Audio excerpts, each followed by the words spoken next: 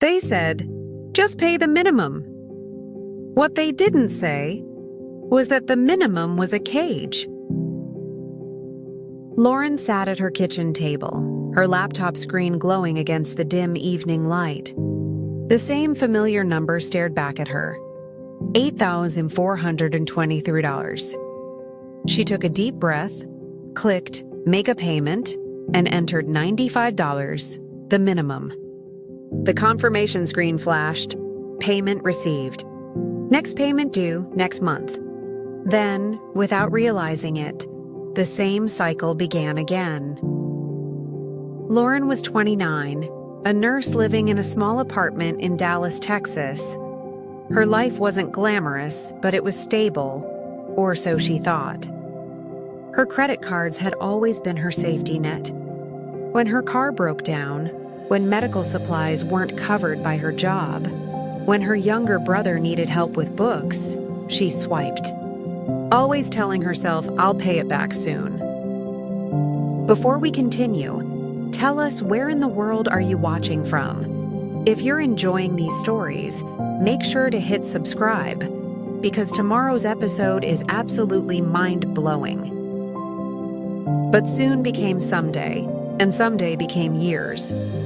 The balances never seemed to shrink.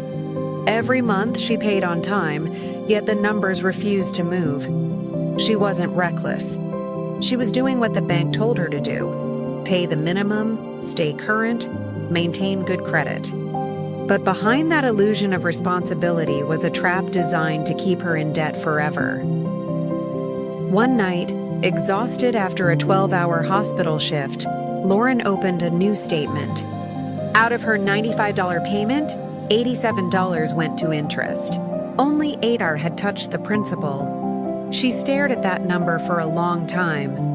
$8. After all her hard work, all those extra shifts, she was barely scratching the surface. The thought hit her like a punch to the gut. She was working to make the bank richer, not herself.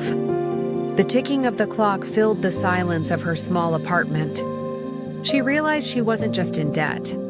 She was stuck, and deep down, something in her began to break. It was a slow Sunday afternoon when Lauren decided to face her reality. She brewed a cup of coffee, pulled out her laptop, and typed into YouTube, "Why am I still in debt?" Dozens of videos popped up. Financial gurus, advice channels, even motivational speakers. But one thumbnail caught her attention. The truth about minimum payments, how banks keep you trapped. Curiosity turned into disbelief as she watched. The man on the screen explained how credit card companies designed their minimum payment systems to keep customers paying interest for decades. If you owe $8,000 and pay only the minimum, it could take over 20 years to clear that debt, and you'll end up paying more than double what you borrowed. Lauren paused the video. Her heart raced. She grabbed her calculator and started doing the math herself.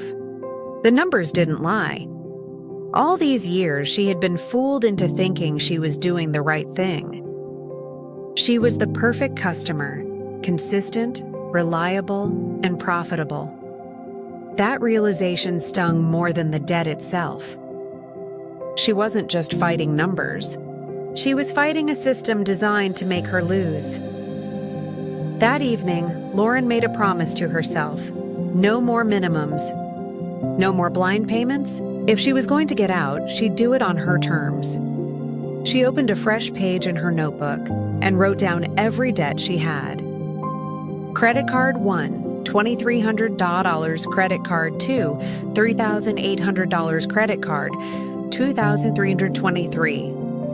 Student loan, $6,400. The total was overwhelming. But for the first time in years, she wasn't afraid of the numbers. She was facing them, and facing them meant taking back control. Lauren learned about something called the debt snowball method. It wasn't about paying the biggest balance first. It was about paying the smallest one to build momentum. She started with her $2,300 card. Every spare dollar went into that payment. She stopped ordering takeout, started meal prepping, and sold some old clothes online. The first few weeks were brutal. There were nights she questioned everything, sitting alone at her kitchen table, exhausted from back-to-back shifts, wondering if all this sacrifice was worth it. But the next month, something changed. Her balance dropped below $2,000 for the first time in years. That little victory ignited something powerful inside her. Lauren began to treat her debt like a challenge, a test of patience and discipline. Each dollar she saved became a small act of rebellion against the system that had once trapped her. By month 3, the first card was gone. Zero balance. She smiled through tears as she clicked Pay in Full. But she didn't stop there. She rolled that payment into the next debt, then the next. Every small win built momentum, like a snowball gaining speed down a hill. Her co-workers noticed she was different, more focused, more grounded. They joked about her being the money girl, but Lauren didn't mind. She had a plan, and for the first time in her adult life, she was ahead. Still, not everything came easy. There were setbacks, unexpected car repairs, medical bills, even days when she just felt too tired to care. But each time she stumbled, she remembered how far she'd come, and that memory kept her moving forward. It was a rainy Thursday when Lauren made her final payment on the last credit card. She watched the loading icon spin on her laptop screen. Then the word appeared, balance 0.0. For a long moment, she just stared.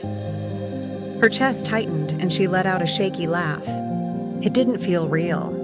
Years of stress, sleepless nights, and endless payments, all gone with one click. But what surprised her most wasn't the relief. It was the peace. She realized how much her debt had controlled her life. Every decision she made, what to eat, where to go, even how she felt about herself, had been shaped by money she didn't own. Now, for the first time, she felt free. Lauren didn't run out to celebrate. She didn't buy anything new. Instead, she went for a walk under the rain. She looked up, closed her eyes, and smiled. In that quiet moment, she promised herself she'd never go back. She started saving. Then she learned about index funds and opened a small investment account. She began with $100 a month, small but consistent. Each deposit was a reminder that her money was finally working for her, not against her.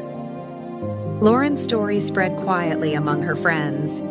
Some were shocked, others inspired. One coworker even asked her for help setting up a budget plan. She told them what she wished someone had told her years ago.